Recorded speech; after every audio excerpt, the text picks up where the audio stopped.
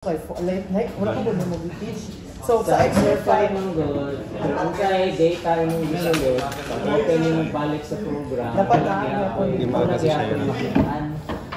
Meaning, wala yung usab. So, i-keep na lang sa code na sir. Or okay lang if mag-change na ko siya. Pero same ako ng function, nag-work naman ko siya. Gusto lang ako like i-change. Mag-add to array. Mag-add to array? Oo.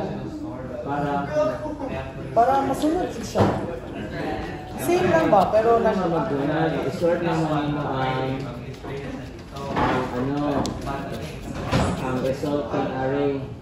So, dili dapat mag-add to array. Mag-add to array. Basta nakalo ko mga requirements na ihatag ng example code. Na-check naman ko ni user. Gusto ko naman ko ni user. So, such exercise. Basta katong i-lecture na ako na example code, mapigyan nito, dumagan na lang mo. So, sa exercise 5, sir, ba? Kaya okay lang if i-change na ako itong code na ako. Ay, dili, change ka na mo rin. I-change na ako ang concept ba kayo. Mas gusto na ako yung okay lang ba? So, nakapacheck na ba kat 5? Wala pa, sir. Mga ganun, i-change na ako siya sa 5. Ayaw na lang sa 4 gikan, asa 4? Oo. Kasi change na ko sa basta katong example code na gi-lecture na ako, mo sir mo ang gamiton na dungaga na lang mo. Ay kato man na part sir, wala naman ko connected blood to. Di ba Kish? Wala na siya nagturo. Basta katong na lecture na code na ko mo ti gamiton. Gani sir, pero wala naman gud mo na-teach. So yeah. Pero okay lang sir if i-change ako sa exercise 5. Basta katong na lecture, mga ito gamiton. Yes, sir. Ikaw na mag-add ka sa kadaghan diya, array, basta. Okay lang day, sir. Pero magod na ko, di ka musubot at na time. Basta katong lecture na ako, nato siya na. Na siya, natundo naman to ni mo sir sa una. Sige, basta magdungag na lang ka. So okay lang sir. Basta dili bawasan, magdungag lang, okay? Okay sir. Lecture tayo today.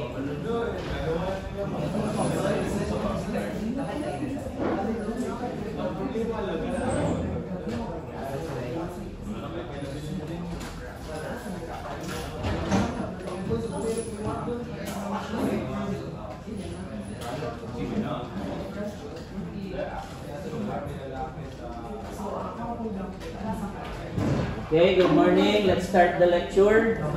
So there will be no quiz 2. We will have midterm exam this week, Friday, since this is exam week. So midterm exam will cover all the topics discussed for the entire midterm. Okay, so today I will discuss your exercise 7. So for pre-finals, I will start discussing Python this week. But my flare. So that Monday next week will be the start of exercise 7. Sir. Okay? Sir, pwede Yes. pa patay sa suga. Sir, kay mag-flare, sir. Hindi maklaro, sir, bro. Na-flare. Nightflare. Ay, glare. Pag-glare. Pwede dito daw. Try daw dito lingkod. Nakihapon. Ito, sir. Kasi.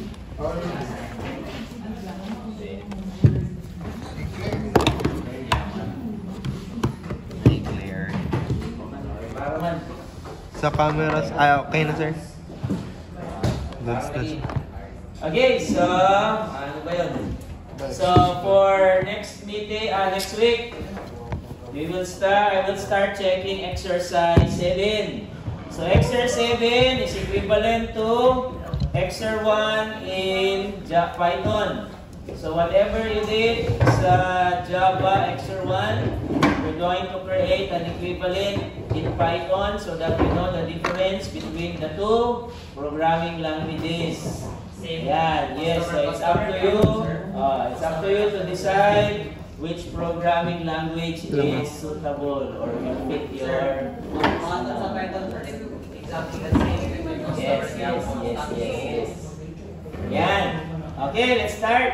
So for exercise 7, you will need Takinter. So this is optional. If you have Takinter installed already, no need to do this. So you need to install Takinter using command prompt. Okay, using pip. Ayan. Okay, so next, let's create a Python file. So what I did is just I created a new text document and changed the file to .py. And then I will use IDLE. Okay, this will be my debugging tool so that I will know what problems or errors. Ayan, so I will open my Python example. Ayan, okay, this will be my IDLE. Okay? Ayan. Alright, so let's proceed with some example codes. So first is, let us make use of the Takinter library, the one I just installed. Ayan, there you go. So I installed Takinter using pip. Ayan. I'm going to use that now and assign it to a variable. So this is just a variable where you can name it anything you want. Okay, in this case, I named my Takinter variable as AA. So what can we do with the AA variable now? We can do the following. Okay, we can do is use that variable and instantiation. Okay, so AA is our class assigned to our library. We are calling a method. Ayan. So every time you see an open and close parenthesis, it's a method. Similar to what we did in Java. And we are assigning it to this variable myWindow. So in Python, there is no data types. Yan, we can initialize variable automatically and change its value to int, string, anything you want after. Okay, so in this case, we're using the AA variable to call the method TK. Because AA is holds the Takinter library. Okay, so using the myWindow now, we're going to call the title method, geometry, and configure. So what does this do? So first is, this one creates a window. This is what we need to initialize. This is a variable. You can name this thing to anything you want. So in this case, I will call it AB. Ayan, just to keep it simple and short. Ayan, so the AB variable is an instantiation of AA. Okay, so meaning we can call the title method, geometry method, configure method. Ayan. So what can we do with AB now? Calling the title method allows you to create a title bar. This is a title bar. Yan. So if I run this one, you will see the actual title bar in the output. So this is the title bar, Python window. And then we have the geometry.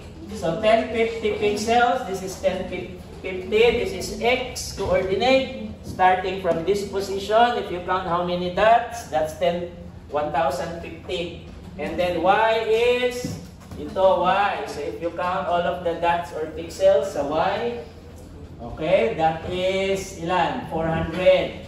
So this is 400 by 1050. So it's up to you what geometry or size of the window you want.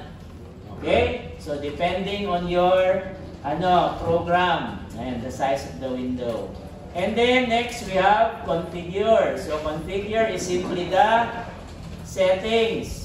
You can set configuration. In this case, we're going to configure our window to have a background color. Okay, so that's basically it.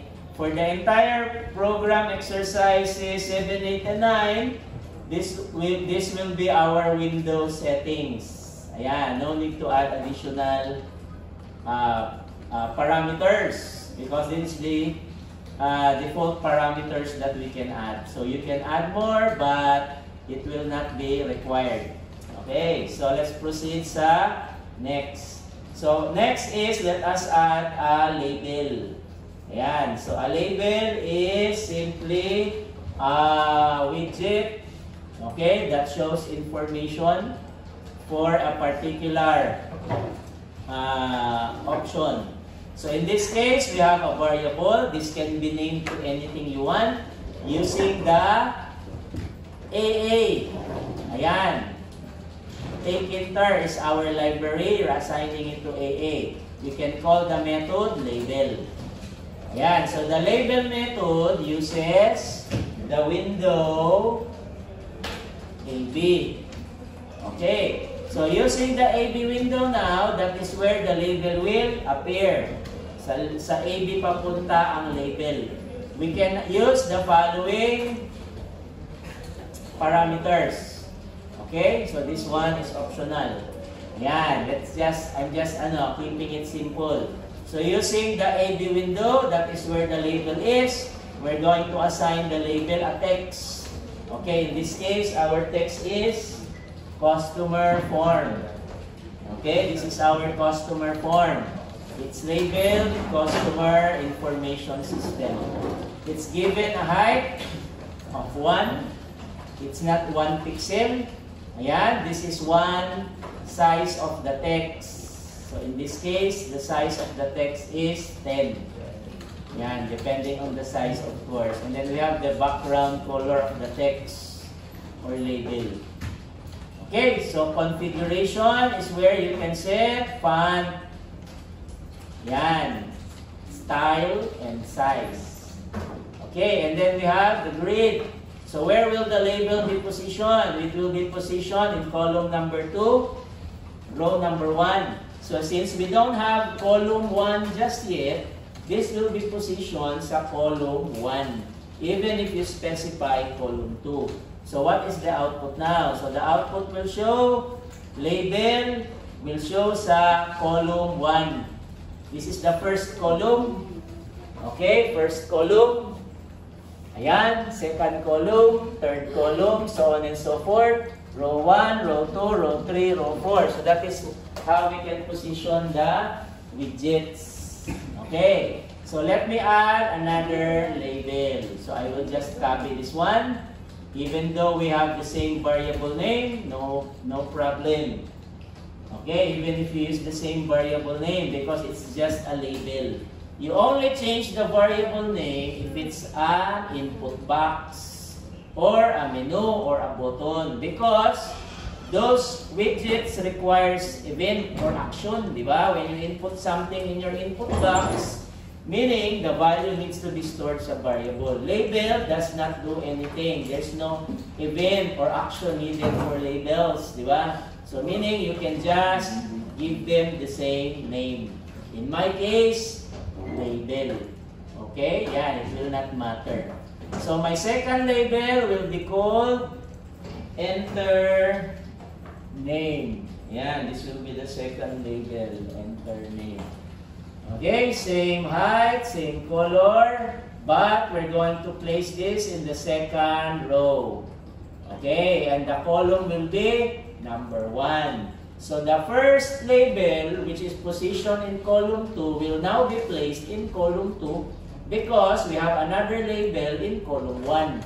So the output will be, okay, as, ayan, this. So the first label is now positioned in column 2. The second label is positioned in column 1. Okay, even if you change this to column 10, okay, kahit na column 10 pa yan, since I don't have any label sa column 987, it will be positioned in column 2. Ayan, because there is no column before that. So, yes. Kanang column and row, sir, automatic na siya nakaset sa iya dira sa... dito yan sa form. Automatic yan siya, sir. Yes, so this is per row. Row yan siya. Row, ganyan, and then column. Okay, so per row and column ang arrangement ng widgets. Okay, not X and Y, not per pixel, per column and row. Okay? Ganyan. Alright? Okay, let's proceed to text entry. So this is our input box. So input box, you need to specify a variable. Okay, like in this case, CNAME. Yan. So CNAME is of type string. So meaning the value CNAME can only be assigned a value string. But the type of it is of type entry. So meaning it's based on take-inter. So take-inter string variable. So meaning you just cannot assign any values to this if it's not of type take-inter. Yan, that's the purpose of this. So this is what we do in Java to change the type of a variable to int, di ba? To string, di ba? In this case, in Python, you do this to change the type of this variable to take-inter string variable. Okay, ganyan. Next is we have the actual, ayan, method. This is a method called label. This is a method called entry. Okay, so using the AA, take-inter, we're going to call the entry method, which requires the following. First is the window where the entry will appear. Saan daw mag-appear? Sa AB na window. Okay, and then we're going to assign a text variable which is already been declared. Yan, which is CNAME. So anything that you type in this text entry will be assigned to this variable. Okay, ganyan. Next is the grid or position where the entry will appear. In this case, sa column number 2, okay, which is in the same row as our label. So our label, second label is in row number 2. That is where this entry will appear, but in the second column. So the output should be, ayan, like this. So this is our text entry. This is where we can input values. Okay? Ayan. So if you want to remove this, this space between the label and entry, you just change the caption or text in our first label. Yan, so you can just change this one. Yan, so that it will fit the, there will be no spaces. Okay, like that. Yan, okay? Alright, so let's add another entry and label. I will just copy this entire line of code. And then this will be enter address. Okay, so this will be row number 3. And our entry will be row number 3. And this will become C address. And that will be our text variable for our second entry. Ayan. Okay, so this will now be customer add. Ayan. Okay, so the output will be as shown. Okay, so yan ang output niya. Alright? Ha? Diba nasa space first? Saan ang space? Diba nasa text box? Diba at first ay nasa diba enter name, then wait space, then text box. Kasi di ba Asa na space? text, diba may katong palagi code like size. Iranin mo siya kaya natin katong tingnan mo kada if you want to remove this space. This one. Okay, it's based on the length of the first label. Okay, if this is for example, okay, if this is the length, ayan, if this is the length of the first label, it will be applied to other, ayan, entries below. So as you can see, there will be spaces as well. So you can choose to place this one in the third column. Okay, so you can place this one sa third column. Information.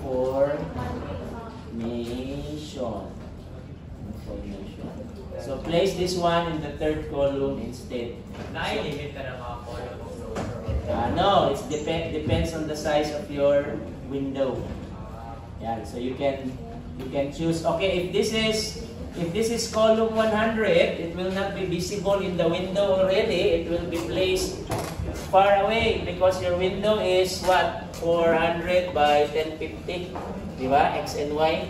So meaning that will be placed somewhere. It will be visible if you increase the width of the window. Yan. Okay, let's proceed to adding a button.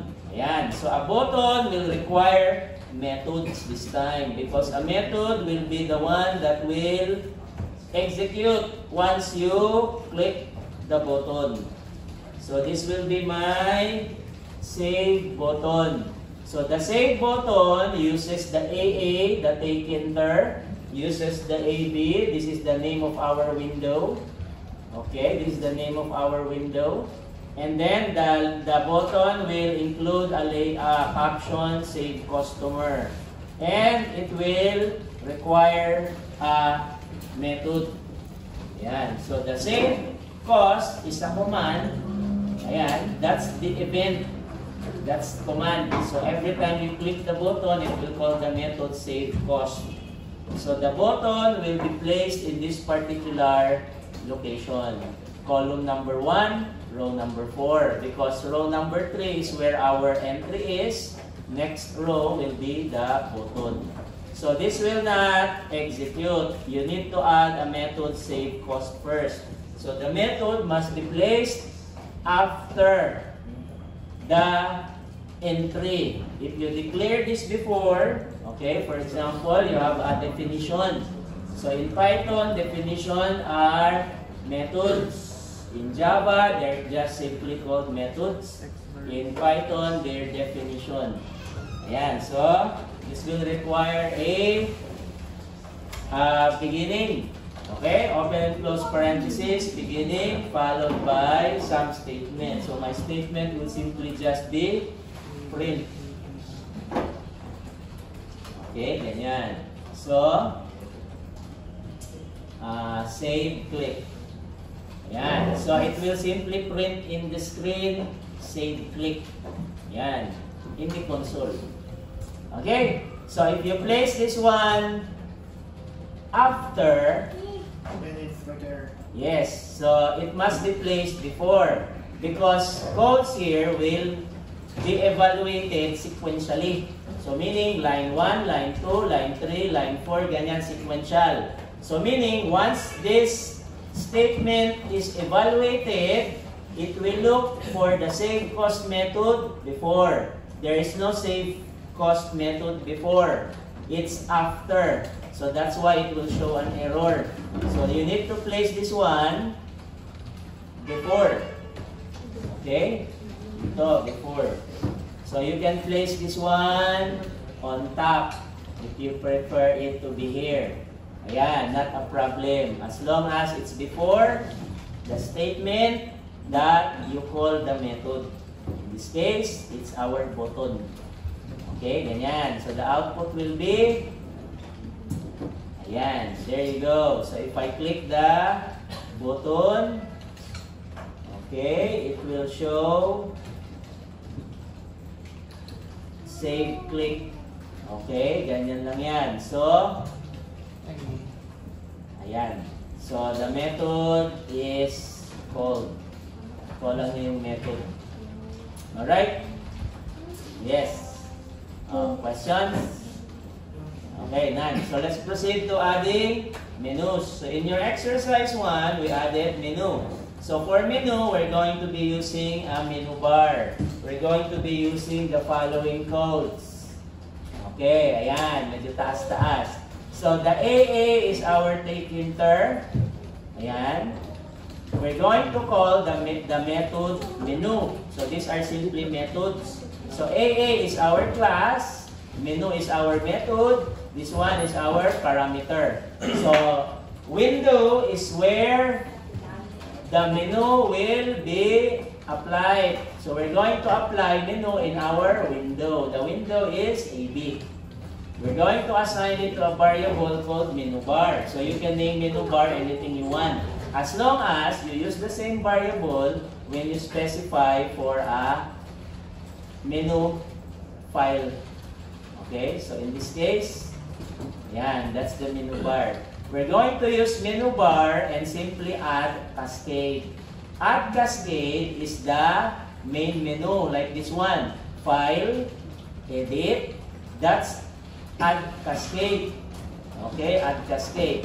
The add command is where submenus will be applied. So add command, we have under the file menu, we have products, supplier. Yan. So it uses the file menu. Ayan, for file. And under products, yan, we're going to use file menu add command. And once you click the products menu, if this is products, it will call a method products. Once you click supplier, it will call the method supplier, similar to what we did when we click the button.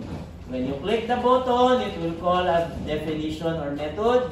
Same thing applies here. If you click products, it will call a method. So let me create a products method. Okay, so same thing, it will simply print. It will simply print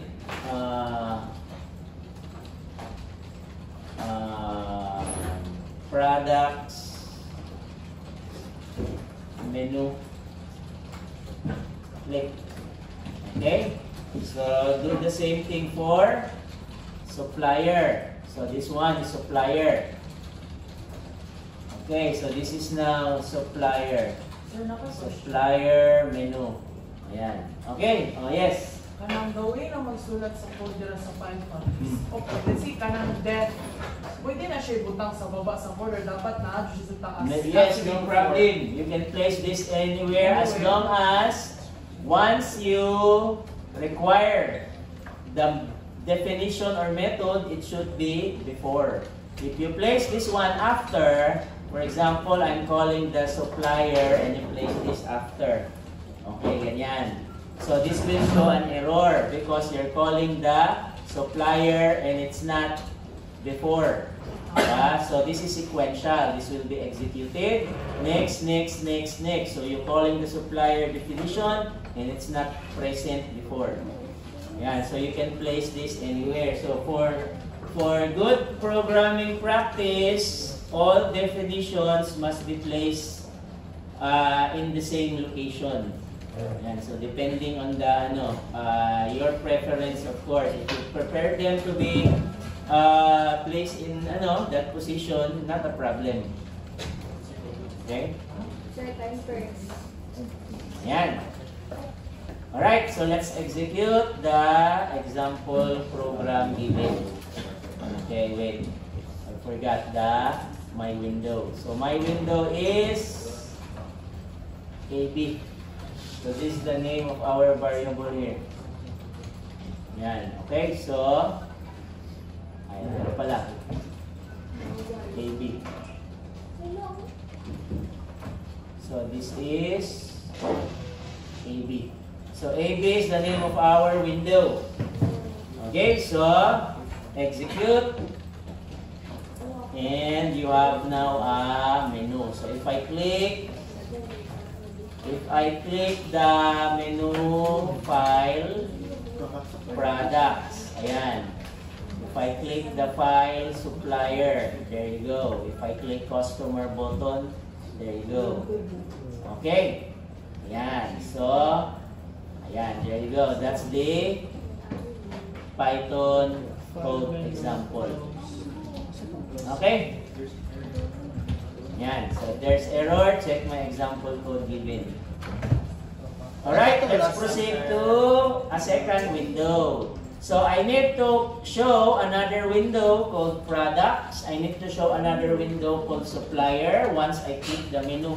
So in this case, I will just create another copy of this. So I will copy this one and place this one sa products.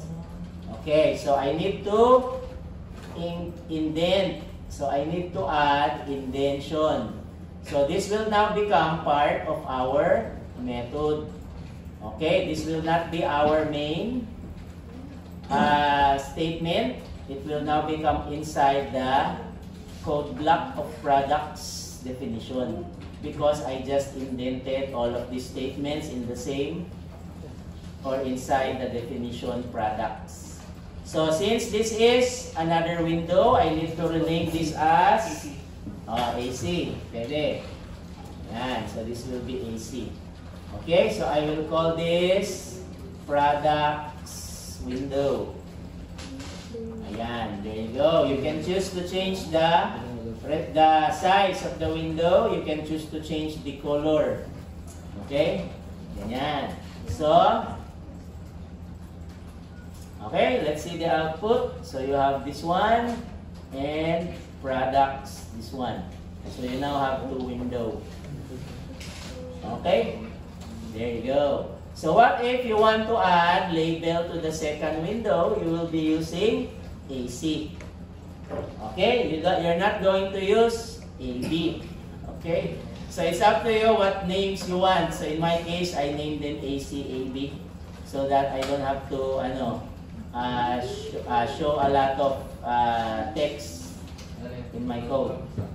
Okay, so let's add a label inside the second window. So you just add another label. So I will place this one here.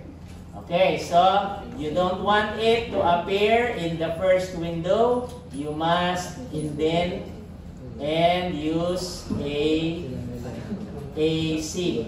Okay, this will be AC. Ayan, and this will be products form.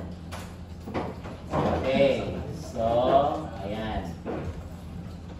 Okay, so I think that's it. So this will be my products form in the second window. Ayan. Alright. Okay. Questions, clarifications. So depending on you, ayan, you need to adjust to another programming language, in this case Python. Sir, yes. atong label kung nag-ibutang nimo, so if mag-add na ko code para sa product na form, dapat dira lang din na ko mabutang. Okay, so in this case, it's better to place codes sa products form in the products definition. But if you want to have another file for this, it's also good programming practice. So pwede ito siya on a separate file. Because it's another window, di ba? Another window naman yan. In my case, I just place the second window in the same file. So when that happens, you will expect a lot of lines of code because they are all in the same file. So it's not modular anymore. Diba? So much better if products is in another file, supplier is in another file, similar to what we did sa Java, diba? Naka per file yung window. So how to exactly do that? I will discuss that next. So in this case, this is not the complete requirement for Exer 7 just yet. So sir, in that case sir, let's say sa isa lang ka file ang gamiton. If mag-give with code sa products form, better siya, dapat ibutang mo siya sa dev products, dito siya sa baba.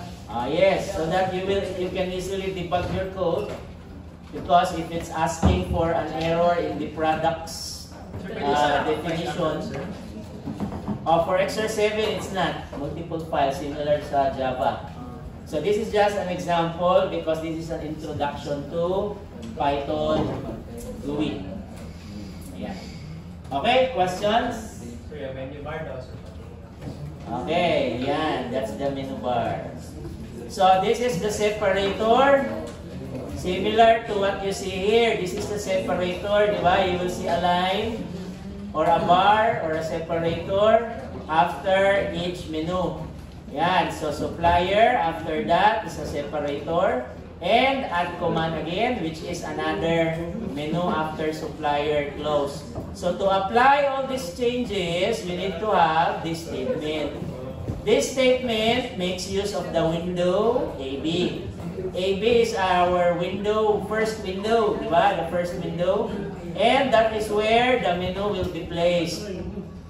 Okay, if you want this to be in AC, it will show an error because AC is not declared yet. AC's declaration is inside the products method.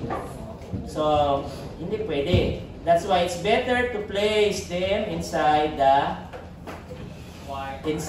definition or method. Yan. So, this is AB. That is where the menu will be applied. Okay? That's the menu bar. Menu bar. Yan. Okay. Yes. So for exercise 7, you need to have product, supplier, customer. Ayan, like this one.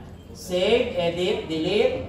Okay? And next meeting, we're going to create a table similar to your exercises sa Java. So since there are no table widget, we're going to create entry. So we're going to create multiple of this to create a table. Ayan, because there's no actual table where it will just show there similar sa Java. Sir. Yes, we're going to perform an inner and outer for loop to show a table entry. Yes. Can you show us the portion of the Saan sa? Tana, sir. Tanan. Sugod sa taas, patong sa baba. Ay, picture na lang. Oh, gani, sir. Ayan, first line. Okay, ayan, second line. Second page. And then last page. Wala na, sir. Wala na. Thank you. Okay, so I will continue this next meeting. So you know how to add buttons already, entry, that's input boxes, label, okay, menu, adding a window, and labels in that window. Okay, so that's basically it. So for Exer 1, similar Exer 7, similar to Exer 1, but we need to save all of the data in an XML. So we're going to add XML functionality to our Python code so that everything you input sa supplier, products, customer will be saved sa XML file. Yan. Okay? Alright. So, questions? Clarifications? Oh yes. Diba since hindi mo siya connected sa Java, so pwede siya ipasa dito. Yes. But, what about your previous exercises? You'll be doing, Java and Python at the same time. It's up to you. So I can check Exer 7, even if you are not done with exercises 1 to 6. Pwede mag-check, sir. Sa previous exercises na I think, you will probably, more interested in Python, tama? Tama, sir. Tama. sir. Sir, cancel na lang kung 5 o 6. Bagdagi na lang po sa Python. Required pa rin. Okay. So, 7, 8, and 9 for pre-finals. Until what? Excel lang ang Python, sir. 9 lang kay baka hindi nyo masaklong, mas baka hindi nyo matapos. Okay, so hindi nyo kaya natapos kasi So, sir, hindi kailangan ng 5 o 6 na Excel. it's required. You did not submit one exercise. Okay, no grade will be given, of course. So, dapat submit nyo lahat. Ano daw?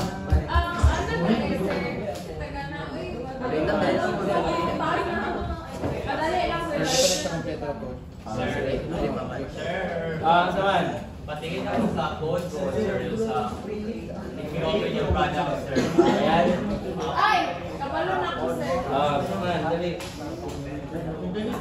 Sir, kami na nag-python sa kwarto na to, sir, kay over na siya sa finals. Yes. Finals, please. Finals. Ah, So for finals, I will discuss Python, inheritance, encapsulation, yes. So that will be our finals. It's basically a Python Sir, sa menu bar, sir, may midterm exam, yes. Sir, ang menu bar, sir. So for midterm exam, this will not be included. This is a pre-final topic. So Wednesday, sir, mag-lesson na, sir. For exercise 7.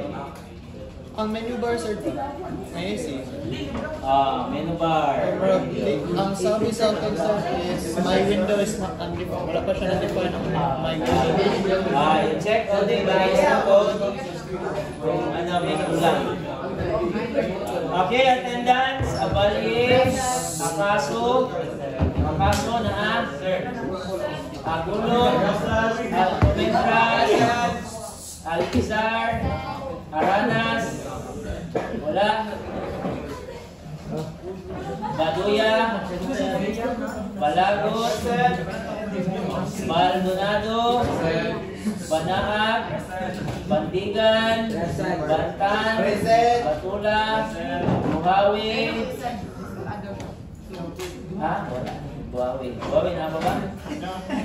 Cabrera, Cali, Arcalias, Trinidad, Senisa, Senisa, yes. Chavez, Clarabal, Coreses,